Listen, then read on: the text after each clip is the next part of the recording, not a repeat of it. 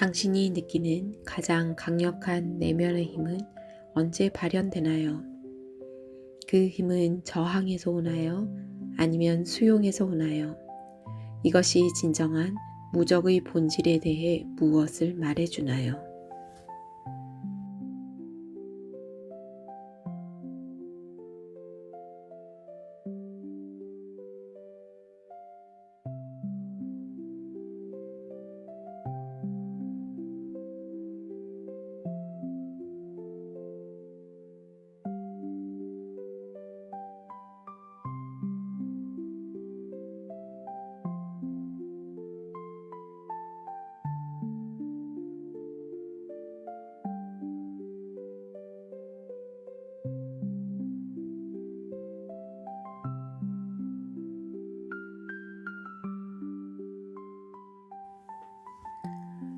(9번) 유전자키 무력함에서 무적으로.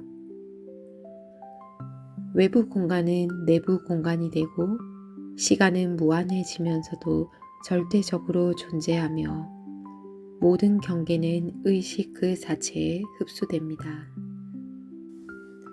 무언가가 경계를 잃는 순간 그것은 상반된 두 가지가 됩니다. 무방비의 상태이자 무적이 됩니다. 무적이 되기 위해서는 모든 가능한 적들에게 항복해야 합니다. 무적은 우주의 의지에 녹아 사라지는 것을 의미합니다. 9번 유전자키 CD 무적.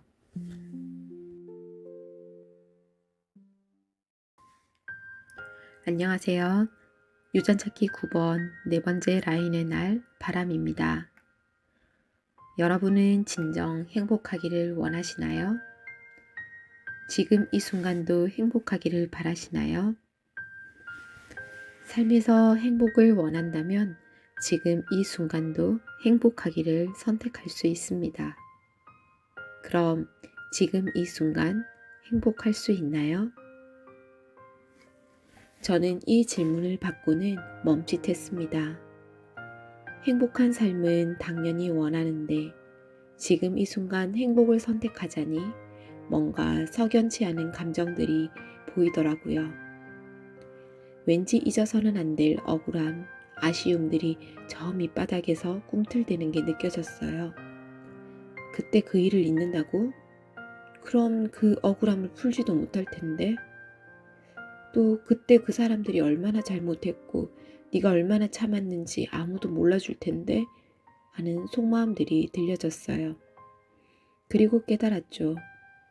내 행복을 막고 있는 건 바로 나 자신이구나 하고요. 우리는 끊임없이 통속소설의 주인공으로 살아갑니다. 당연히 그 소설의 주인공은 나이지요. 그 소설에서 나는 주로 비련의 주인공이나 세상의 희생자가 되어요. 최근 제가 쓴 소설 또한 통탄을 금치 못할 내용이었습니다. 보는 사람 모두가 함께 안주거리로 씹어대기 딱 좋은 소재였지요. 저는 지난 10월 말에 제주도로 훌쩍 날아갔어요. 그저 바닷물에 발을 담그고 해변을 하염없이 걷고 싶어서요. 그렇게 하면 제 마음속에 깊디 깊은 분노도 녹아질 것 같았습니다. 간 첫날은 도착한 아침부터 저녁까지 걷기 좋은 바닷가를 찾아 그렇게 걸었어요. 그리고 다음 날은 산으로 들로 다니면서 제 분노를 쏟아냈지요. 그때도 전 이미 알고 있었습니다.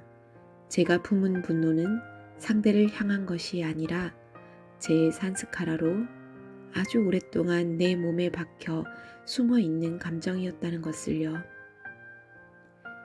삶에서 늘 일어나는 사건들은 이 숨겨진 산스카라를 드러내고 풀어낼 수 있는 도구일 뿐이지요. 그걸 알면서도 쉽지 않았어요. 그 감정을 그저 느끼고 흘려보낸다는 것이.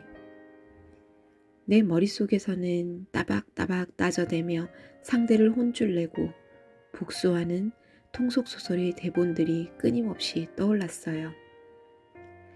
그걸 알아차리고 올라오는 감정을 다시 온몸으로 느껴지고 흘려보내기를 수십 번, 수백 번은 한 듯합니다.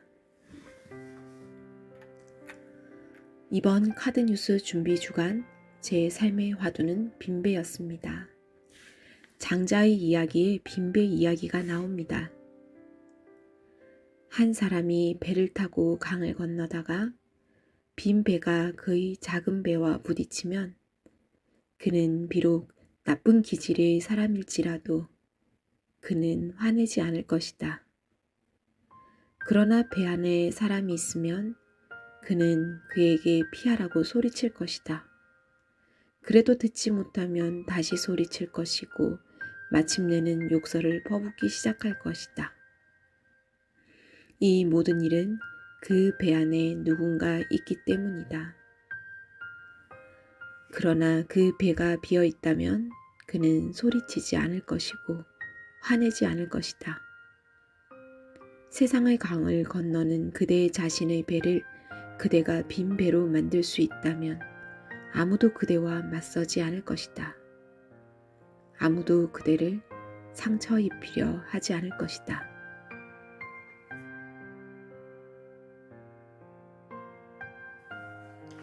나는 통속소설을 끊임없이 지어내면서 나의 배를 비워내는 것이 아니라 단단히 무장을 하고 있었어요. 그걸 알아차리고도 배를 더 단단히 무장하는 것을 멈추기가 어려웠지요. 다람쥐 쳇바퀴 돌듯 피해자의 상태에서 벗어나지 못하고 이야기를 반복하고 있는 상태.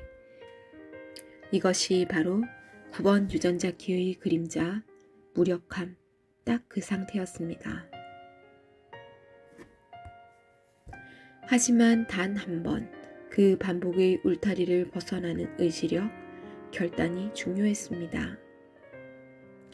벗어나기를 싫어하고 잊어버리기를 강력하게 저항하는 나를 알아주고 걷고 또 걸으며 제 마음을 비워갔습니다. 빈 배가 되기를, 나아가서 그 배가 사라져 내가 우주와 하나로 어우러지기를 바라는 마음이 간절했습니다. 어느새 머릿속 가득 떠들어대던 목소리들은 힘을 잃어가고 이른 아침이나 늦은 오후 산책을 하며 그 아름다운 자연 풍경을 온몸으로 느끼고 온몸으로 호흡하며 그 순간 그 장소와 함께 어우러지는 경험을 합니다. 그저 경이롭고 온몸 가득 행복감이 충만합니다. 빈 배 이야기는 유전자키 6번 시띠 평화에서도 나옵니다. 6번은 제 소명의 구입니다. 어쩌면 이 빈 배의 화두를 묵상하게 된 것은 제가 걸어가야 할 길이겠다 싶기도 했습니다. 머릿속 목소리들은 여전히 자신을 잊을세라 떠들어대기는 하지만 이제는 훨씬 가벼워졌음을 느낍니다. 폭풍우가 이렇게 또 한 차례 지나가는 듯합니다. 이번 주간 제 여행의 동반자이자 스승이 되어준 이는 마이클 싱어였습니다. 마이클 싱어는 상처받지 않은 영혼에서 이렇게 이야기합니다. 스트레스는 삶의 사건들에 저항할 때만 일어난다. 가슴을 이완하고 불어넣으면 그것이 당신을 놀라운 영적 성장 과정으로 데려다 준다는 것을 알게 될 것이다. 선물이란 당신의 탄생부터 죽음까지 일어나는 사건들의 흐름임을 깨달아야 한다. 저항을 멈추면 삶에서 일어나는 사건들은 영적 성장을 위한 징검다리임을 알게 될 것이다. 상처받은 이가 날려대는 화살이 내 몸에 박히지 않고 그저 나를 통과해 날아가기를. 그 화살들이 내 몸에 박혀 있도록 고집하는 내 마음을 나 스스로 기꺼이 놓아주기를. 이제는 제 품속에 꾹꾹 숨겨 늘상 품고 다니던 낡은 칼날을 꺼내 다시 봐야겠습니다. 정말 이게 쓸모가 있는지, 무엇을 위해 이제껏 그리 품고 다니며 나를 또 상대를 다치게 했었는지. 쓸모를 다한 내 낡은 칼날을 이제는 진짜 내려놓아야겠습니다. 그리고 더 이상 어떤 방어나 반격할 일 없이 그저 다 내려놓고 편안하게 한숨 푹 자고 이 삶을 즐겨야겠습니다. 이 불의 시험들을 무사히 다 지나보내고 내 묵은 산스카라도 풀어내 주어 어느새 나는 어느 누구도 해칠 수 없는 바람, 불가침성의 바람이 되기를 소망합니다.